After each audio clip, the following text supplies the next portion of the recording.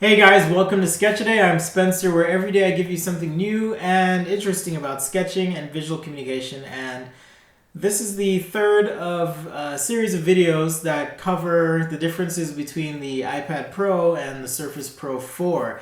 I previously did a video that covered my thoughts, I guess, on the Surface Pro 3, the Wacom Cintiq Companion 1, and the iPad Pro. And one of the feedback, which I think was valid, is that, hey, why don't you compare this against the Surface Pro 4? And Microsoft has been generous to send me a Surface Pro 4 unit to evaluate. It is the i5 edition with 256 gigs of storage and also 8 gigabytes of RAM. So pretty sturdy, awesome machine. I'm running right here as well an iPad Pro in the 128 gigabyte configuration, no LTE, just Wi-Fi, and whatever other technical specs that it has. I guess an A9X processor. This is by no means a technical review, but more an experiential review from the perspective of me, a designer and illustrator. And so I just want to share some thoughts with you today about apps on both platforms. Now, the Surface Pro 4 runs full Windows, meaning I can run anything that runs on Windows. So if you're an industrial designer and you run 3D CAD programs, you can run it on this Surface Pro 4. If you're a video person and you want to run some video editing software, you can run your video editing software that you run on Windows 10. Or even if you use a Mac, chances are you can find that same thing here, things like Adobe Premiere, and you can run it on your Surface Pro 4. If you are, a writer and you use Word or Evernote or some other app, I don't know what writers use, but you can run that on your Surface Pro 4. Why does that matter? Well, it matters if you love the way you work on your Windows machine. Like I said, this Surface Pro 4 is basically a laptop. So I've got an interface that is optimized for using a mouse and keyboard. Now, Microsoft has made some improvements to Windows 10 that help it with the touch interface side of things. In fact, I recommend you look on YouTube here. There's an artist, I forget his name though. He does a review of the Surface Pro 4 as well and shows that apps like Adobe Illustrator have an actual touch optimized interface. Now, you might be wondering, well, why don't you have Illustrator? I have it installed on a bunch of computers and I didn't get it installed here, but it does have a touch optimized interface. I'll try and put the link below in the video description to that other review that goes over the touch interface.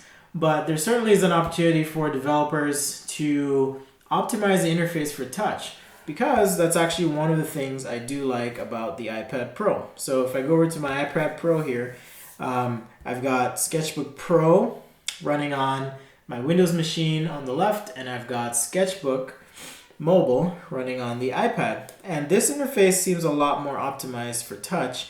For example, one of the obvious things is there's no toolbar menu with File, Edit, View, those things that you're used to. And so this interface is optimized for you touching and interacting with the screen.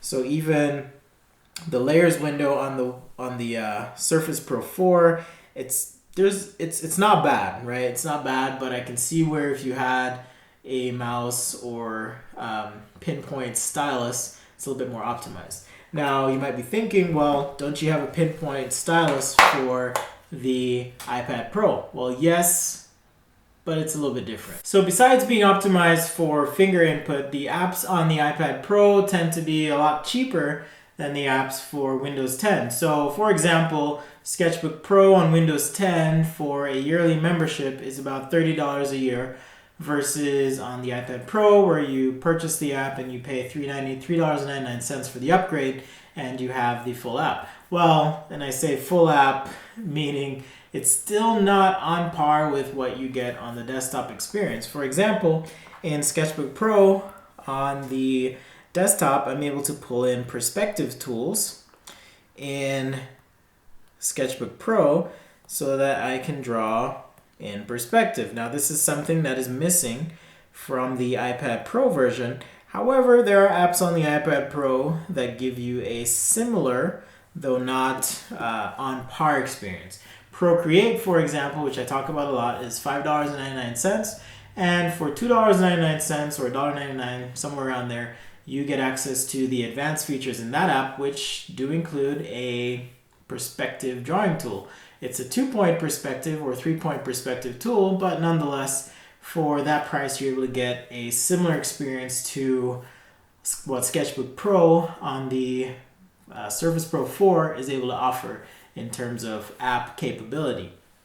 Now, why does it matter? Well, it matters if it matters to you, which sounds crazy, but it matters as much as it matters to you. Meaning, if not having Photoshop is a complete deal breaker for you, then the iPad Pro is not for you.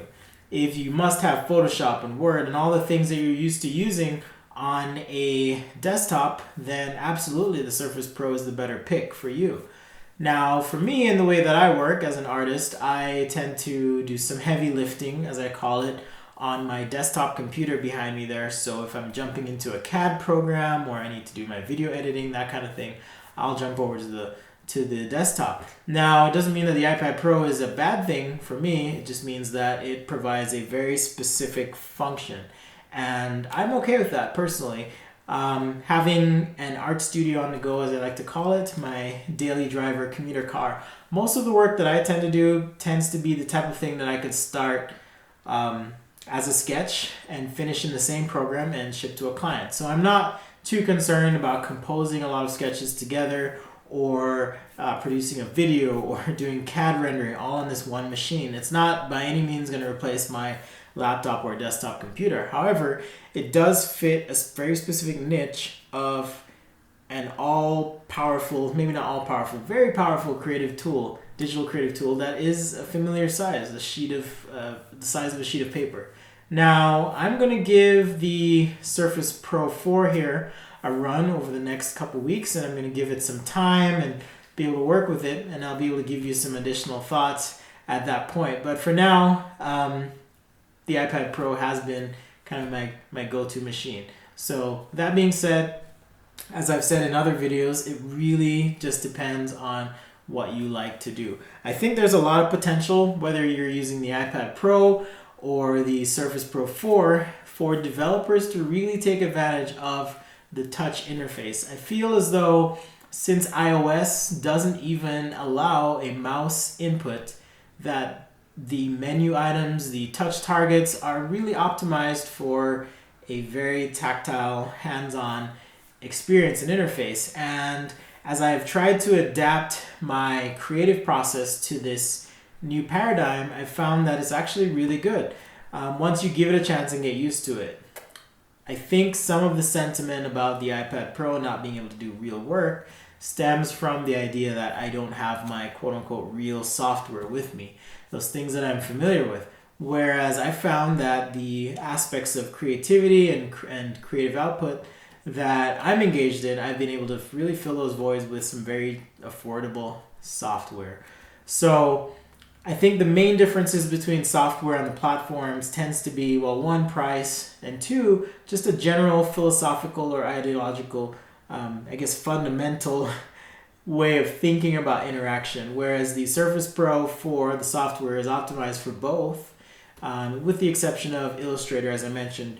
I'll post that link below where you can see their touch optimized interface for Adobe Illustrator. But in large part, many developers haven't really thought thoroughly about the user experience as it pertains to drawing, sketching, creating content on these devices just yet. And I think with the iPad Pro, the scale and size of the screen and interface, as well as the lack of any kind of input besides what you can touch and what's offered to you with the pencil, I think it's going to present some interesting paradigm shifts in the way people work. So, long answer, there you have it. Short answer, it depends. Depends on what you want to use. Well, thanks for watching. Hopefully you've learned a little bit something about the software. I haven't gone into individual software packages. That'll be saved for other videos, much like I have with the Procreate video. I do have a video about concepts for iPad Pro coming up. It's a sketching app. And as I said, as I get my software up and running on the Surface Pro 4, I'll go through and show you a little bit about my workflow on this particular device. If you like what you see, please subscribe to my channel. I appreciate the feedback that you've given me so far. And if you have feedback for these videos as well, feel free to leave a comment below. Or if Facebook's your thing, you can find me at facebook.com/sketchaday. Just be sure when you click liked to click that button and select notifications, all the notification options, so that you'll be notified when I do post something, which happens to be about 2 to 4 times a week. You can also find me on Instagram at sketchaday.com. And I totally get it. Every community is different. People who follow me on Facebook aren't the same as the people who follow me on Instagram, and that's okay. But I do like the messaging service on Instagram, so if you want to send me a note or a message, feel free to shoot me a message there. You can also find me on Twitter. Yes, I'm not super active, but I'm going to be working on that, at Daily Sketches. And I totally appreciate you taking your time to watch this, so thank you once again. We'll see you guys next time right here on Sketchaday. Just remember, I will be taking a break over the holiday to kind of recuperate and hang out with the family. But after that, I will be back.